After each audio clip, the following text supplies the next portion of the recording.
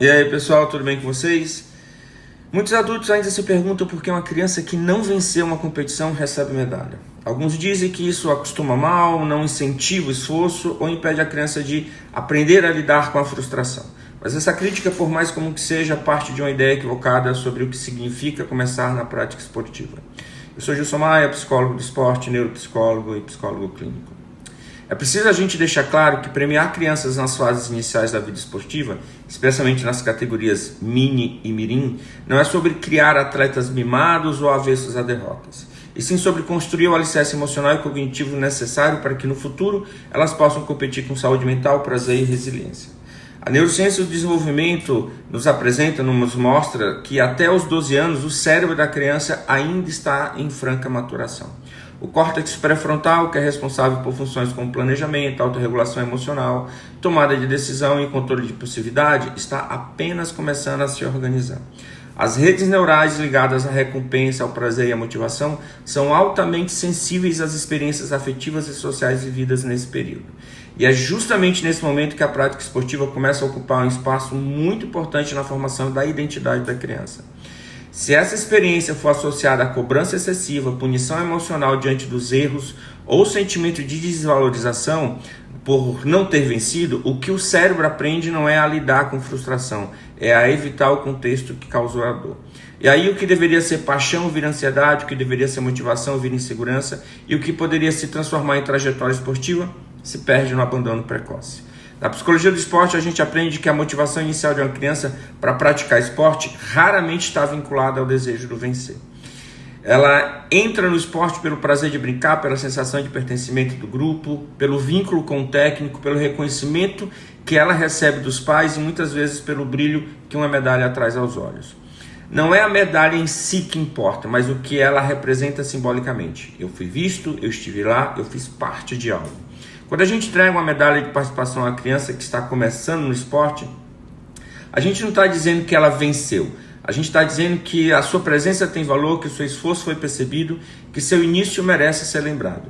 Isso é pedagógico, é afetivo, é neurologicamente potente. A liberação de dopamina associada a esse reconhecimento gera registros positivos no cérebro e fortalece a motivação intrínseca para continuar. Mas e a frustração? E aprender a perder? Quando isso entra na formação esportiva? A resposta é clara, desde o início. O erro está em imaginar que ao reconhecer a participação de uma criança com uma medalha simbólica, a gente está protegendo ela da dor. A frustração, o incômodo de não ter vencido, a comparação com os colegas e as experiências de errar no jogo já acontecem de forma muito natural. A questão não é se a criança vai sentir essas coisas, mas como ela será acompanhada para elaborar o que se sente. E é nesse ponto que o adulto, seja pai, técnico ou mãe, entra como mediador. Não é premiando a vitória que a gente ensina a lidar com a derrota. É validando o esforço, ensinando a refletir sobre a experiência, reconhecendo os avanços e mostrando com palavras e gestos que errar faz parte do caminho de quem quer crescer. O que desenvolve resiliência nas crianças não é a ausência de medalhas, mas a presença de vínculos. A criança que perde um jogo e é ignorada, é deixada de lado, ou ouve que só ganha quem merece, aprende a condicionar seu valor ao resultado. Mas a criança que perde, recebe escuta, incentivo e reconhecimento pela trajetória que viveu, desenvolve musculatura emocional para continuar tentando. A resiliência nasce da travessia mediada da frustração e não da imposição bruta e solitária à dor. Se o único feedback que a criança recebe ao perder é hoje não tem nada porque você não ganhou, o que a gente ensina a ela não é superação, é abandono afetivo mascarado de exigência. Por isso, nas categorias mini e mirim, os jogos devem ser lúdicos, formativos e não classificatórios. A criança precisa se movimentar, experimentar, errar, repetir, cooperar e competir de maneira leve, com foco no aprendizado e não no resultado. O esporte deve ser vivido como descoberta e as competições devem funcionar como celebração do processo e não como arenas de comparação. Premiar a participação, oferecer troféus coletivos, valorizar o espírito esportivo e o esforço individual são formas concretas de construir vínculo com a prática esportiva. Isso não enfraquece a vontade de vencer, fortalece a vontade de continuar. A partir da categoria infantil, esse cenário começa a mudar. Aqui a criança já possui maior capacidade de regulação emocional, entende melhor as regras do jogo, tolera frustrações com mais autonomia e já é capaz de começar a lidar com o mérito técnico e com os resultados das competições. Mas ainda assim é fundamental que o ambiente continue sendo um acolhedor e formativo. Os jogos podem ganhar mais estrutura, os campeonatos mais etapas e as premiações podem começar a diferenciar resultados.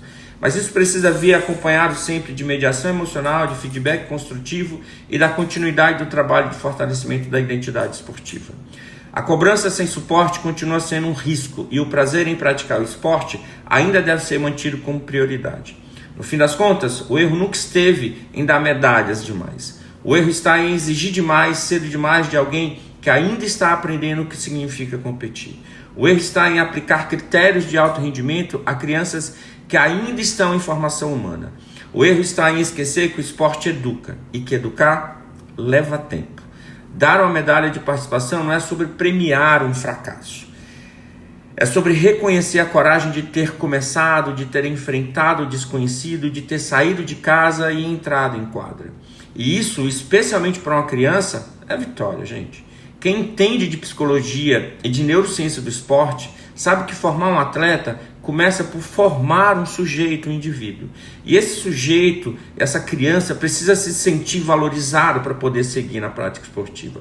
Ela precisa entender que o erro não define, que a derrota pode ser pedagógica e que o esporte é um lugar onde ele pode se desenvolver e não apenas ser medido. Quando a gente oferece a uma criança um reconhecimento por participar, a gente está oferecendo muito mais do que um pedaço de metal. A gente está oferecendo pertencimento, memória positiva, motivação para continuar e confiança para tentar de novo.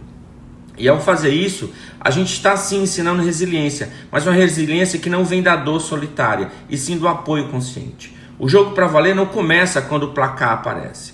Começa quando a criança, ao sair da quadra, sente vontade de voltar. E essa vontade só nasce quando ela se sente segura, reconhecida e feliz por ter vivido aquele momento. Se for para plantar a semente do amor pelo esporte, que seja com afeto, com paciência, com escuta e, por que não, com medalhas que brilham tanto quanto os olhos de quem acabou de descobrir o prazer de jogar. Tudo de bom, forte abraço e a gente se vê por aí.